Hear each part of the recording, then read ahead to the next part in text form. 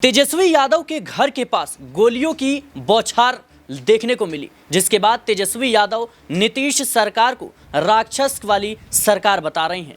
बड़ा सवाल यह है कि जिस तरीके से पटना में यह घटना देखने को मिली और तेजस्वी यादव अब कहीं ना कहीं नीतीश कुमार और भारतीय जनता पार्टी की ये एनडीए सरकार पर निशाना साध रहे हैं, क्या इसके पीछे कोई बड़ा राजनीतिक खेल है? क्योंकि देखा जाए तो बीते कई दिनों से बिहार में आपराधिक घटनाओं की झड़ी देखने को मिली है। लगातार कई ऐसे कह सकते हैं मौके आए हैं जब तेजस्वी यादव ने सरकार पर निशाना साधा है, लेकिन अब ये जहां पर फायरिंग हुई है ये कहीं ना कहीं सुरक्षित स्थान माना जाता है, जहां पर कह सकते हैं कि राजभवन है और तमाम तरह के जो सरकारी आवास है वो वहां पर मौजूद है। लेकिन इसके बावजूद वीवीआईपी इलाके में भी इस तरह की जो घटनाएं देखने को मिली है, उसके बाद अब नीतीश सरकार पर सवाल उठने लगे हैं। दीपक जी मेरे साथ मौजूद हैं।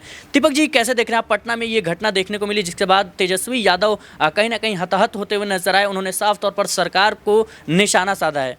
देखिए, इससे साफ पता चलता है कि अपराधियों को लेकर तेजस्वी लगातार मुखरता से अपनी बात रख रही हैं। जिस तरीके से जिस एरिया में गोली चलने की खबर तेजस्वी यादव दे रहे हैं वो बहुत ही पोर्श इलाका रिहायशी इलाका माना जाता है, जहां पर दूर दूर तक ऐसी घटना का सवाल नहीं उठना चाहिए था। लेकिन अगर गोलियां वहां तक चल गई तो तेजस्वी आवास राबड़ी आवास से ज़्यादा दूर वो नहीं था। ऐसे में सवाल उठते हैं कि भाई सरकार क्या कर रही है? सरकार को सामने आकर जवाब देना चाहिए। अगर तेजस्वी कह रहे हैं, मान लीजिए वो राजनीतिक अपने फायदे के लिए कह रहे हैं, तो कम से कम सरकार को आकर इसका जवाब देना चाहिए कि वो गलत कह रहे हैं। सरकार इस मामले पर भी नीतीश कुमार खासकर ज़्यादा कुछ बयानबाजी नहीं कर रहे हैं। हालात साफ दिख रहे हैं कि नीतीश कुमार अस्वस्थ हैं और पहले भी तेजस्वी कह चुके हैं कि मुख्यमंत्री को पता नहीं क्या हो रहा है।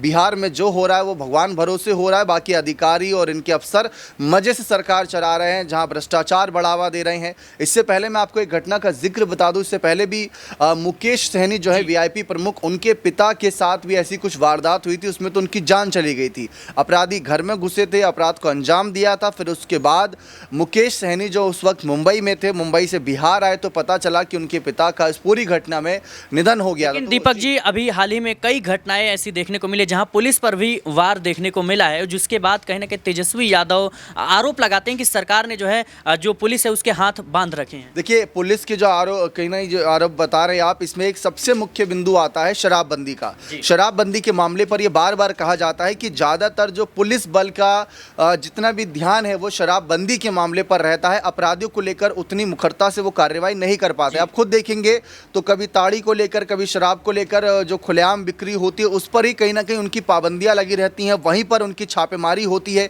तो पुलिस का पूरा फोकस ज़्यादातर ये रहता है कि जो नीतीश कुमार के द्वारा शराबबंदी का मुद्दा लाया गया था, जिसके जरिए महिला वोट बैंक साधा जा रहा था, वही पुलिस ज़्यादातर शराबबंदी को रोकने में लगी रहती है। लेकिन अपराध की तरफ जब बात आती है तो आप तेजस्वी का अगर ट्विटर अकाउंट देखेंगे तो वो हर दिन उसकी बुलेटिन देते हैं कि कहां पर कौन सा अपराध हुआ। जब तेजस्वी वो बुलेटिन दे रहे हैं तो पुलिस को वो बुलेटिन देना चाहिए और बताना चाहिए कि कार्रवाई की गई तो कितने उसमें अपराधी पकड़े गए। आरोप तो ये भी लगते हैं कि पुलिस को छुड़ा के बाकी सबको पता है कि शराब बिहार में कहां मिलता है। देखिए, ये बात भी साफ है, इसी वजह से शराबबंदी मामले पर बहुत ज्यादा लूट खसोट होती नजर आ रही है और उसी कारण की वजह से ये हवाला दे दिया जाता है कि हम तो वहां व्यस्त थे, हम वहां छापा डाल रहे थे, इसीलिए अपराधियों पर उतना ज्यादा काबू नहीं कर पाया। आप खुद देखेंगे तो आप खुद सोचिए कि ज्यादातर सबका ध्यान शराबबंदी पर ही रहता है, क्योंकि नीतीश कुमार के लिए बड़ा मुद्दा है। चुनाव में इसके जरिए वोट लेते हैं महिलाओं का। लेकिन जब बात आती है अपराधियों की, अगर वही शराबबंदी के मामले से ध्यान हटाकर पुलिस का पूरा ध्यान अपराधियों को पकड़ने पर लगा दिया जाए तो शायद ये जो इतनी बड़ी खबर दे रहे हैं तेजस्वी, ऐसी खबर की यहाँ पर चर्चा तक ना हो। बिल्कुल दर्शकों, ये बहुत ही मामला जो है चर्चा में आ गया, क्योंकि देखा जाए तो जहाँ पर पटना में ये वारदात हमें देखने को मिली है वहाँ पर कहा यह भी जाता है कि सबसे सुरक्षित इलाका है, राजभवन है, वहाँ पर कई बड़े मंत्रियों के आवास हैं। यहाँ पर तेजस्वी यादव के हुए जेडीयू नेता जो अशोक चौधरी, उनका भी कहीं ना कहीं आवास यहाँ पर माना जा रहा है। और अभी तक की जो जानकारी सामने आई उसके मुताबिक घटना जो है लूटपाट से जुड़ी हुई बताई जा रही है। लेकिन तेजस्वी यादव साफ तौर पर नीतीश सरकार पर हमलावर नजर आ रहे हैं, भारतीय जनता पार्टी जेडीयू को निशाने पर ले रहे हैं। देखना होगा बिहार में विधानसभा चुनाव नजदीक है, इसका क्या प्रभाव देखने को मिलेगा। फिलहाल इस रिपोर्ट को लेकर आपकी क्या राय है हमें कमेंट बॉक्स में जरूर बताएं। देश और दुनिया की तमाम खबरों के लिए बने रहे नेक्स्ट 9 आवाज के साथ।